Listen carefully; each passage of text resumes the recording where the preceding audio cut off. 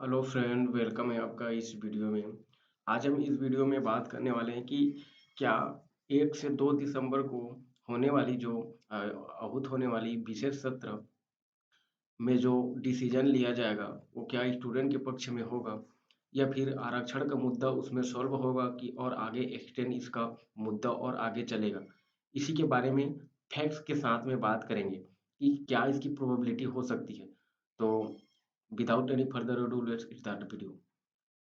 देखिए दोस्तों, क्या हुआ कि इसमें आरक्षण के मुद्दे को लेकर विधानसभा पर विशेष सत्र होने वाली है। तो मुख्यमंत्री जी ने क्या किया गया है, मुख्यमंत्री जी ने जो विधानसभा अध्यक्ष है डॉक्टर महंत, इनको प्रस्ताव भेजा।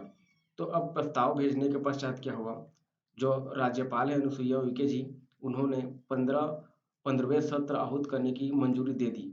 और ये दोस्तों अनुच्छेद के 174 के खंड ए के द्वारा इन्होंने 1 दिसंबर 2022 से और 2 दिसंबर 2022 को 11 बजे जो सत्र है उसको स्टार्ट करने की मंजूरी दी है। तो अब इस मंजूरी के पश्चात अब क्या सच में जो आरक्षण का मुद्दा है वो सॉल्व हो सकता है कि नहीं, एक-एक करके चलिए बात करते हैं। तो देखिए, हम ये बात बता सकते हैं कि मुख्यमंत्री भूपेश बघेल ने आदिवासी समाज को भरोसा दिलाया है कि आरक्षण के मामले में आदिवासी निश्चिंत रहे।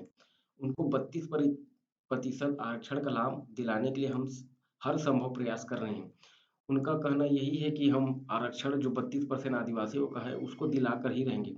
उन्होंने यह भी विचार किया कि महाराष्ट्र, तमिलनाडु, कर्नाटक में जो आरक्षण की विधि की स्थिति है उनको अध्ययन करने के लिए छत्तीसगढ़ शासन ने अपने वरिष्ठ अधिकारियों एवं सामाजिक कार्यकर्ताओं का दल शीघ्र वहाँ भेजा है, ताकि वहाँ जो भी आरक्षण की पद्धति किस प्रकार से चल रही है ये आदिवासियों के लिए, उसको अच्छे से अध्ययन कर सके। इसीलिए अध्यक्ष दल के गठन एवं संबंध में आवश्यक दिशा निर्देश को लेकर सामान्य प्रशासन विभाग मंत्रालय द्वारा आदेश जारी किया गया है कि आप 32% आरक्षण हम दे रहे हैं, ये सही है कि नहीं और एक्चुअल में इसको लागू कर सकते हैं नहीं। इसको महाराष्ट्र, तमिलनाडु और कर्नाटक में जो पहले से आरक्षण है उनके बारे में आप अध्ययन करें और क्या सही है क्या गलत है इसके बारे में बताएं, ऐसा उनका सुझाव है। अब देखिए, एक हिसाब से अब अपना टीम गठन कर चुका है और ये अध्ययन करेंगे। तो यहाँ से लगता है कि आरक्षण का मुद्दा सॉल्व हो सकता है। सेकंड पॉइंट में अगर देखें तो मुख्यमंत्री ने ये भी कहा कि आदिवासियों के हित उनके संरक्षण के लिए संविधान में जो अधिकार प्रदत्त है उनका पालन हमारी सरकार करेगी। और हमारी स्पष्ट मंशा है कि संविधान द्वारा अनुसूचित जनजातियों को प्रदान किए गए हर संवैधानिक अधिकार उन्हें प्राप्त हो। और आरक्षण के मामले को लेकर हमें विधानसभा अध्यक्ष महोदय से 1 और 2 दिसंबर को विधानसभा का विशेष सत्र आहूत करने की आग्रह किया गया है। वही बात हो गई। सेकंड, थर्ड अगर बात करें, छत्तीसगढ़ सरकार ने आदिवासी समुदाय के विकास एवं कल्याण के लिए लगातार कार्य कर रही है। तो अब देखिए, अब उनका माइंडसेट ये भी देख सकते हैं कि अगर आदिवासियों का आरक्षण के बारे में अगर वो रोकना चाहता, मतलब उनका कहना ये है कि उन्होंने आदिवासियों के लिए लगातार हर संभव प्रयास कर रही हैं, लगातार योजनाएँ बढ़ा रही है, उनकी जीवन प्रत्याशा को आगे बढ़ाने के लिए कुछ न कुछ बहुत 4 सालों में बहुत काफ़ी कुछ किया है। तो उसमें क्या है इसी कड़ी में विश्व आदिवासी दिवस के मौके पर सार्वजनिक अवकाश की घोषणा की गई। साथ ही साथ आदिवासियों के समुचित विकास के लिए प्राधिकरणों में स्थानीय विधायकों की अध्यक्षता बनाया गया। आदिवासियों के विकास के लिए अनेक योजना बनाई गई और उनके क्रियान्वयन सुनिश्चित किया गया। आदिवासी समुदाय की आस्था स्थल देवगुड़ी और घोटुल का संरक्षण जीर्णोद्धार का काम भी बीते पौने 4 सालों में प्राथमिकता से कराया जा रहा है। और साथ ही साथ आदिवासियों के स्वास्थ्य, शिक्षा को बेहतर बनाने के लिए भी पूरी प्रतिबद्धता के साथ काम कर रही है। मतलब इससे उनकी मंशा यह जान सकते हैं कि आदिवासियों के प्रति वे हर संभव प्रयास, हर एक जितना तेज़ी से हो सके उतने तरीके से करना चाह रहे हैं। तो ये भी मुद्दा है कि बता सकते हैं कि आरक्षण का जो मामले है वो सॉल्व हो सकता है।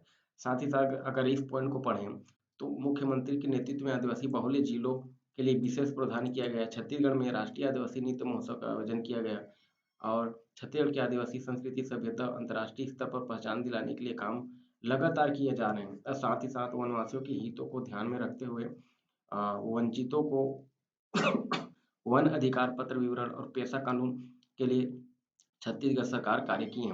और साथ ही साथ ये बहुत सारे आदिवासी गांव हैं उन पर विशेष ध्यान दिया गया है, ऐसे बारे में बताया जा रहा है। तो देखिए, ग्राम सभा को शक्ति संपन्न कराने के लिए पेशा कानून बनाकर लागू किया। ये सबसे बहुत इम्पोर्टेंट चीज़ है कि पेशा कानून लागू कर देना। इससे क्या होगा कि अगर किसी एरिया में कुछ भी काम सरकार को करानी होगी या कुछ भी काम ऐसा जो कि उस ग्राम के लिए, उस एरिया के लिए क्षतिपूर्ण रहेगी, तो क्या होगी, ग्राम सभा अपनी मंजूरी नहीं देगी। तो ये पेशा एक्ट यही है कि उनको ग्राम सभा को शक्ति मंजूरी दी जाती है। शक्ति उन्हीं के हाथों में होता है। जैसे अभी हरदेव अरण्य क्षेत्र में जो कोयले वगैरह पेड़ कटाई हुआ, तो उसमें अगर पेशा एक्ट जैसे आता है, तो ग्राम सभा अगर मंजूरी नहीं देंगे, तो वो काम रुक जाएगा, ऐसा होता है। तो ये पेशा एक्ट लागू किया, तो सरकार की मंशा है कहीं न कहीं कि आदिवासियों का जो विकास हो, आदिवासियों के विकास के लिए उनका मंशा है। और जो लघु वनोपज है, जो 7 प्रकार के पहले हुआ करता था, उसको 65 प्रकार का कर दिया गया।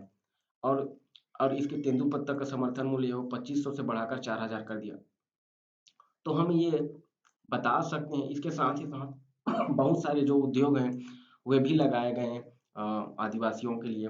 साथ ही साथ जो लोहांडी गुड़ा के उद्योग द्वारा अधिकृत की गई 1707 किसानों को जमीन लौटाई गई। बस्तर संभाग के अनेक जिलों में नारंगी वन क्षेत्र में 30,439 हेक्टेयर भूमि राजस्व मद से वापस दर्ज की गई। साथ ही साथ आज़ादी के बाद पहली बार अबुझमाड़ क्षेत्र के 52,500 से अधिक किसानों को मासाहती खसरा प्रदान किया गया।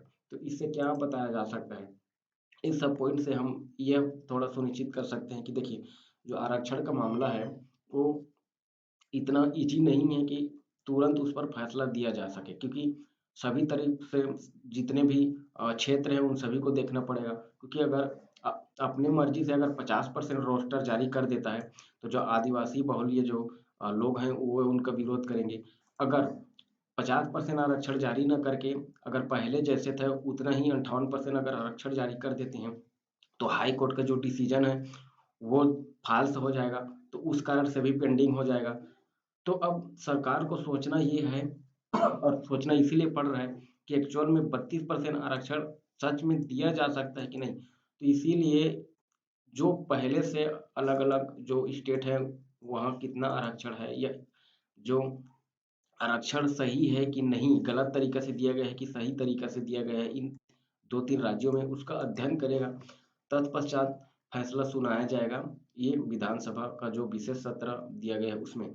तो दोस्तों, विधानसभा 2 दिन में शायद हो सकता है सॉल्व, और रोस्टर पद्धति जारी करके जो भी नोटिफ़िकेशन पेंडिंग में है उसको जारी कर सकता है, या फिर बहस के लिए और आगे थोड़ा खिंचा सकता है। तो ऐसी बहुत सारे मतें हैं।